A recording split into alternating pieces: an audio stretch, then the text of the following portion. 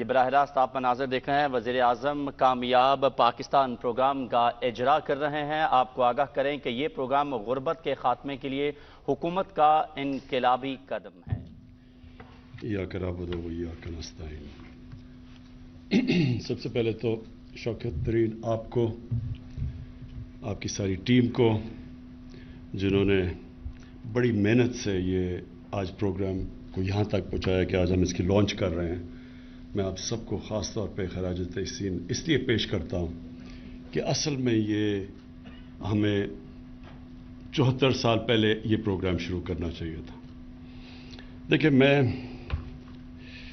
میں یہ سمجھتا ہوں کہ ہم نے ایک بڑی 74 سال پہلے بہت بڑی غلطی کی، اور میں آپ کو بتاتا ہوں وہ غلطی کیا ہے۔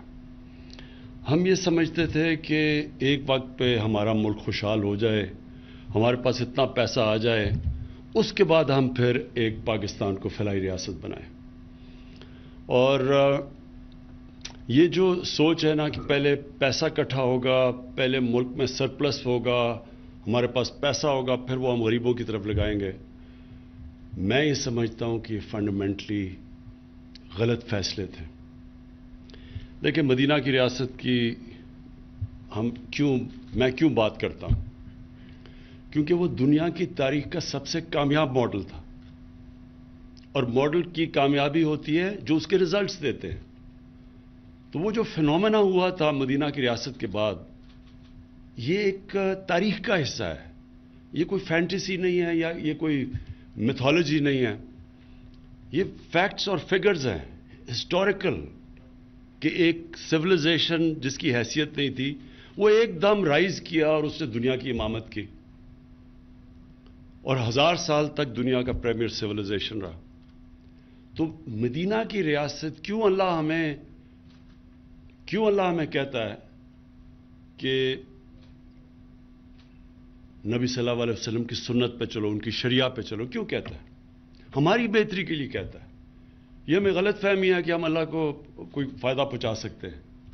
تو وہ اس لیے ہمیں کہتا ہے کہ اگر آپ ان کے کیریکٹر کو فالو کریں گے تو کہ انسان کا کیریکٹر اوپر چلا جائے گا اور وہ ایک عظیم انسان بن جائے گا، اور اگر آپ ان کی جو انہوں نے ریاست بنائی تھی اس کے اصولوں پہ چلیں گے، آپ کی ریاست اٹھ جائے گی۔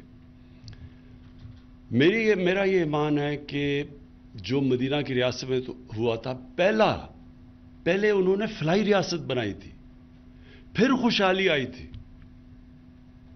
یہ بالکل غلط ہمیں خیال ہے کہ جو پہلے پیسہ آیا تھا اور پھر انہوں نے سارا نچلے طبقے کو، جو پہلی دنیا کی تاریخ کی ایک ویلفیئر سٹیٹ بنی تھی، وہ ویلفیئر سٹیٹ پہلے بنی تھی، پھر خوشحالی آئی تھی۔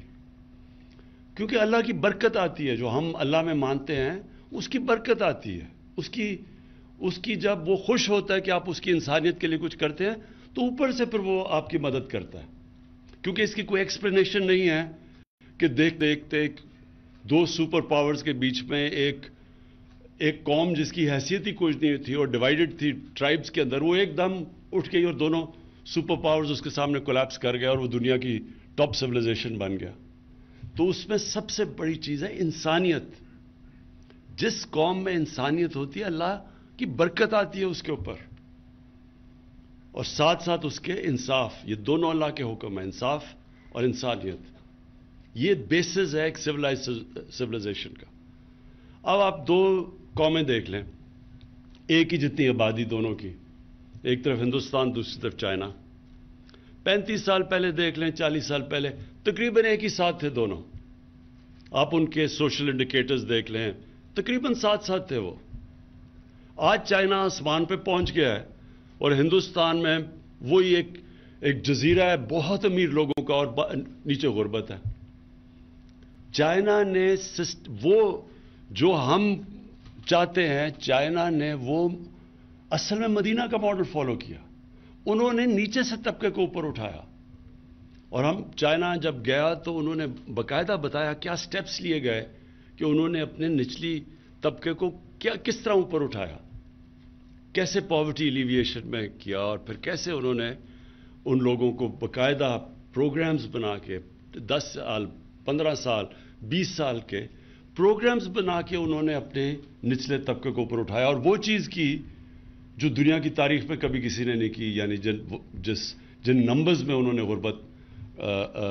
لوگوں سے غربت سے نکالا، اور پھر ابھی شی جن پنگ نے اناؤنس کیا کہ ہم نے ایکسٹریم پاورٹی ختم کر دی ہے. تو آپ وہی دیکھ لیں کہ ہندوستان آج کدھر ہے اور وہ چائنا کدھر پہنچ گیا ہے.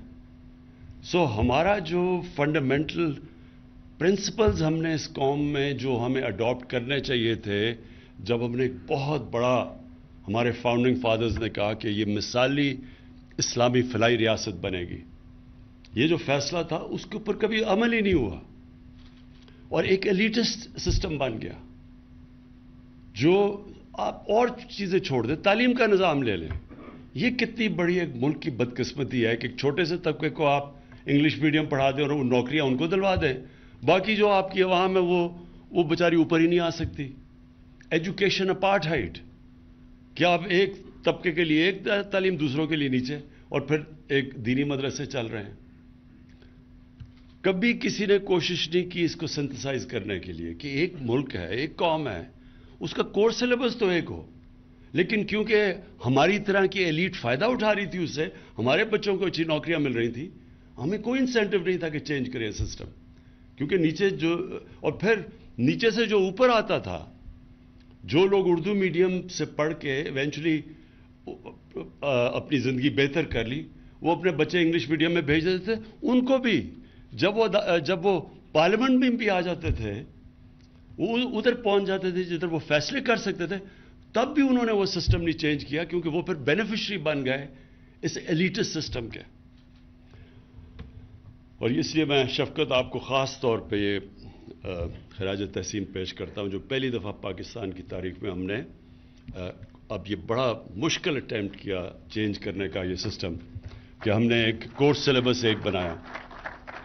اور کتنی آوازیں آ رہی ہیں اس کو آبجیکٹ کرنے کے لیے.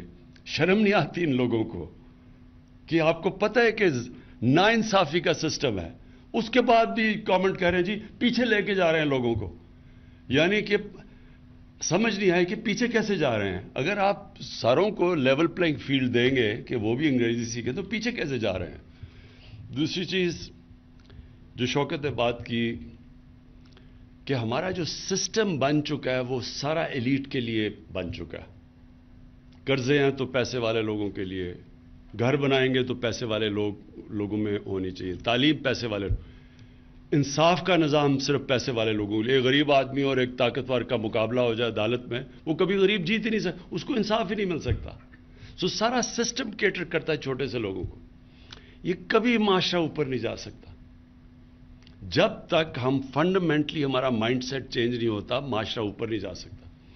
میں بڑا سوچتا تھا کہ 1700s میں 1700 میں ہندوستان کا جو جی ڈی پی تھا وہ 24% تھا دنیا کا.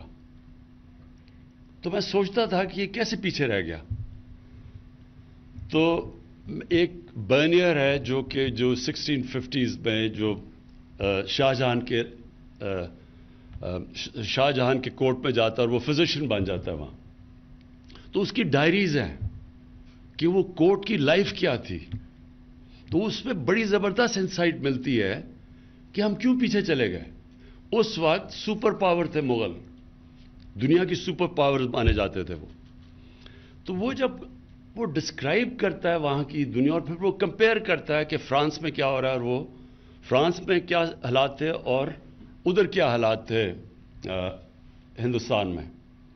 تو پہلے تو وہ بادشاہ کا بتاتا ہے کہ اس کے پاس جس طرح کے جو وسائل تھے، پیسے تھے، ہیرے، جیولری، سب کچھ، کہتا وہ مقابلہ ہی نہیں کر سکتا تھا فرانس سے، ان کا بادشاہ.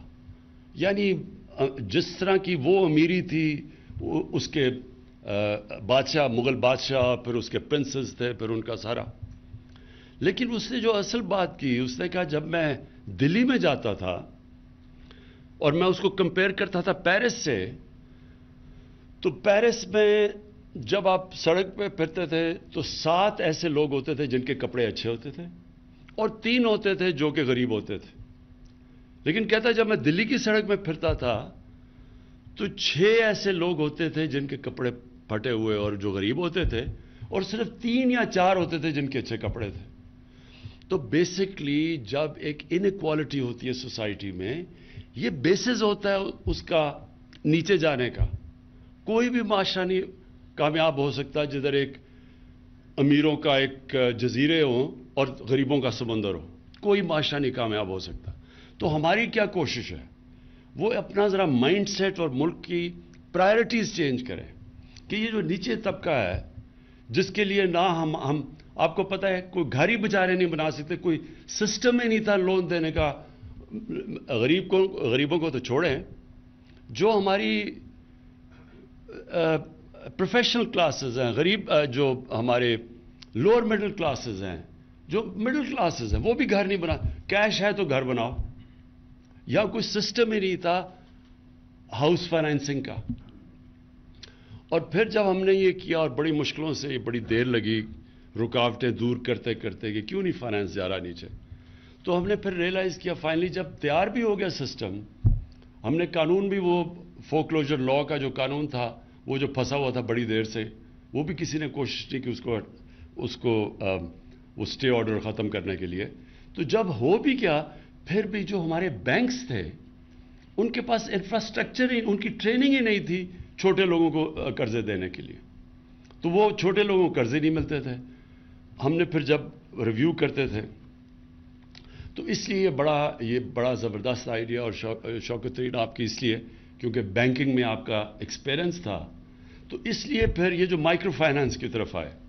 اور جس طرح قوت کا بڑا زبردست ان کی تجربہ اور ایکسپیرنس ہے، تو بجائے ہم نے ریئلائز کیا کہ بینکس جب تک سیکھیں گے چھوٹے لوگوں کو قرضے دینے میں تب تک تو ہمارے 5 سال بھی پورے ہو جائیں گے. تب ہم نے پھر سوچا کہ ہم مائکرو فائنانس کمپنیز کو لے کے آئیں، جو شوکت ترین کا آئیڈیا تھا. اور اب انشاءاللہ یہ جو کامیاب پاکستان ہے، یہ ایک لینڈ مارک پاکستان کی تاریخ میں ایک ایسا پروگرام یہ شروع کر رہے ہیں ہم، جو میں سمجھتا ہوں کہ خیر کامیابی تو اللہ دیتا ہے، کوشش انسان کی ہے. کہ میں یہ سمجھتا ہوں کہ جب آپ اس طرف لگ جائیں جدھر عام آدمی کی زندگی آپ بہتر کریں، جدھر غریب آدمی کی دعائیں لگیں، تو اسی معاشرے میں اللہ کی برکت آتی ہے. میں صرف اپنا تجربہ آپ کو شوکت خانم کا بتا دوں کہ ہم نے جب میرا صرف شوکت خانم بنانے کا صرف مقصد ایک تھا کہ غریب آدمی چھوڑیں، 95% 90% پاکستانی کینسر کا علاج نہیں کروا سکتے کیونکہ سب سے مہنگا علاج ہے. تو وہ میں نے تب سوچا کہ غریب آدمی، اگر ہم پیسے والے لوگوں کے لیے اتنا مہنگا علاج ہے تو غریب آدمی کے لیے تو امپاسبل ہے. تو شوکت خانم کا بیسس وہ تھا. اب یہ سوچیں کہ جب وہ ہاسپٹل بنا تو ہمیں سب نے کہا کہ غریب کا ایک پہلے ہی بڑا مشکل ہوتا ہے، کینسر ہاسپٹل کے جو ایکسپنسز جو چلانا اس کا رننگ کاسٹ سب سے زیادہ ہوتے ہیں. تو اگر آپ غریب کا مفت علاج کریں گے تو ہاسپٹل چلے گا ہی نہیں. تو ہمارے جو باہر سے بھی ایڈوائز، اپنے باہر سے ایڈمنسٹریٹر منگوایا، اس نے بھی یہ کہا کہ اگر آپ نے 5% سے زیادہ لوگوں کا مفت علاج کیا بند ہو جائے گا ہاسپٹل. اور وہ پھر ہاسپٹل نے میرا یہ جو ایمان پکا کیا کہ جب آپ غریب کے لیے، اور ہم کھڑے رہے، ہم نے وہی کیا کہ 70% کا مفت علاج ہوگا. تو یہ دنیا میں کوئی ایک پرائیویٹ کینسر ہاسپٹل نہیں جو 70% مریضوں کا مفت علاج کرتا ہے، کوئی نہیں ہے دنیا میں ایسا. اور جب ہم نے کیا تو یہ میں صرف آپ کو فگر دینا چاہتا ہوں کہ جو 70 کروڑ میں ہاسپٹل بنتا ہے وہ آج غریبوں کا 9 ارب روپے کا مفت علاج ہوتا ہے ہر سال. 9 ارب روپے کا. لیکن ہر سال پچھلے سال سے زیادہ پیسہ آ جاتا ہے. یعنی یہی قوم پیسے دیتی ہے. جو 70 کروڑ کا ہاسپٹل تھا جس نے کہا چلے گا ہی نہیں اگر آپ نے 5% سے زیادہ کیا، وہاں 70 سے بھی 75% کا مفت علاج ہوتا ہے. لیکن ہر سال پچھلے سال سے پیسہ زیادہ آتا ہے. تو اگر میں یہ کہوں کہ میں کوئی دنیا کا مارکیٹنگ جینیس ہوں کہ یہ میں کدھر سے پیسے لیا، یہ نہیں ہے. یہ اللہ کی برکت آتی ہے. غریب کی وہ آواز سنتا ہے، اس کی تکلیف میں اس کی دعائیں سنتا ہے. اور یہ ہم نے فنڈامنٹل غلطی کی ہے پاکستان میں. ہم نے یہ کبھی سوچا ہی نہیں کہ وہ جو لوگ جو نیچے طبقہ پیچھے رہ گیا ہے اس کے لیے ہم نے کیا کرنا ہے. ہماری ساری سوسائٹی کیٹر نہیں کرتی ان لوگوں کے لیے. ہماری یہ ملک میں سب سے زیادہ جنراسٹی ہے، یہ سب سے زیادہ خیرات دیتا ہے ملک، لوگ دیتے ہیں، لیکن گورنمنٹ جس کو لیڈ کرنا چاہیے تھا وہ سارے سسٹمز ہی بن چکے ہیں ایلیٹ کے لیے. سب کچھ پاکستان میں ہمارا سارا سسٹم صرف ایک چھوٹے سے ایلیٹ کو کیٹر کرتا ہے، اور جب آپ یہ چینج لے کے آتے ہیں تو بڑی ریزسٹنس آ جاتی ہے اس کے اوپر. تو یہ میں تو سرپرائز نہیں ہوں کہ انہوں نے بڑا کہا آپ کو کہ جی یہ نہیں ہو سکتا. ہمیشہ جب آپ یہ چیز کریں گے تو لوگ کہیں گے یہ نہیں ہو سکتا.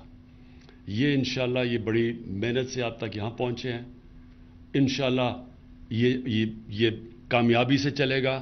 آپ کو پرابلمز آئیں گے، آپ کے پاس پوری ایک کمیٹی مانیٹرنگ کرنے کے لیے بیٹھی ہونی چاہیے جو کانسٹنٹلی ایویلویٹ کرے کہ کس طرح کے پرابلمز آ رہے ہیں. پرابلمز آئیں گے آپ کو، لیکن آپ کو اس میں بہت اللہ کی برکت آئے گی جس کی وجہ سے یہ کامیاب ہوگا. میں صرف یہ کہہ دوں کہ اس وقت جب لوگوں کو مشکل ہے اور مہنگائی کی وجہ سے ہمیں پتہ ہے کہ نیچے لوگوں کو تکلیف ہے، لیکن میں لوگوں کو صرف یہ بتانا چاہتا ہوں کہ گورنمنٹ اپنی پوری کوشش کر رہی ہے کہ نچلے طبقے کو ہماری تکلیف نہ ہو اس ٹائم پہ جب کہ چیزیں مہنگی ہیں. تو میں صرف یہ بتا دوں کہ دنیا میں تیل کی قیمت پچھلے چند مہینوں میں 100% بڑھی ہے. پاکستان میں ہم نے صرف 22% بڑھائی ہے.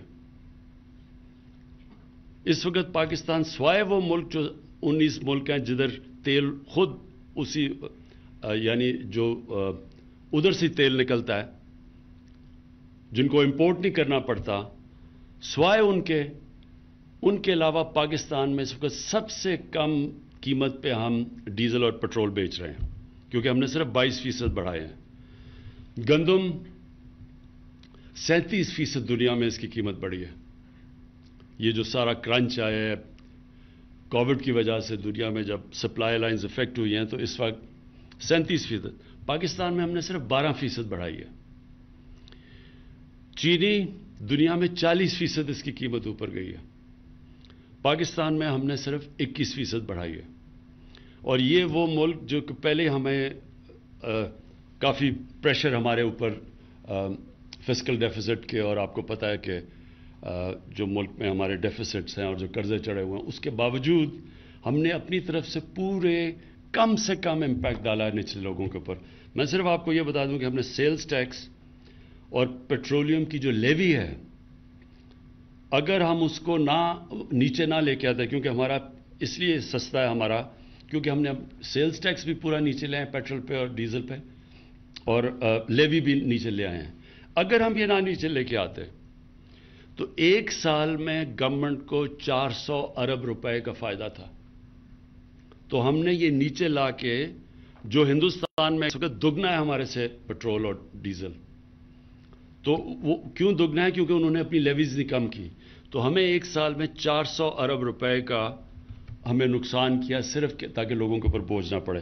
میں اس لیے کہہ رہا ہوں کہ یہ بڑا ظاہر ہے لوگوں کو تکلیف ہے کہ قیمتیں بڑھ گئی، ہمیں پتہ سب کو، لیکن ہم نے اپنی طرف سے پوری کوشش کی ہے کہ نچلے طبقے کے اوپر کم سے کم امپیکٹ جائے. اور انشاءاللہ اب آنے والے دنوں میں ہم احساس کا اپنا ٹارگیٹڈ سبسڈیز کا پروگرام لے کے آ رہے ہیں، اور اس سے ہم نچلے ہاؤس ہولڈز کو 40% نچلے ہاؤس ہولڈز کو ڈائریکٹ سبسڈی دیں گے ان کو یہی کموڈیٹیز گندم کے اوپر اور آٹے کے اوپر اور چینی کے اوپر. اور یہ جو گھی دنیا کے اندر جو ہم امپورٹ کرتے ہیں تقریباً ہمارا 75% امپورٹ ہوتا ہے. جو پام آئل کی قیمت وہ تقریباً 80% بڑھ گئی ہے. تو وہ جو اگر یہاں اوپر گیا تو کیونکہ امپورٹ کرتے، بیسکلی امپورٹڈ انفلیشن ہے.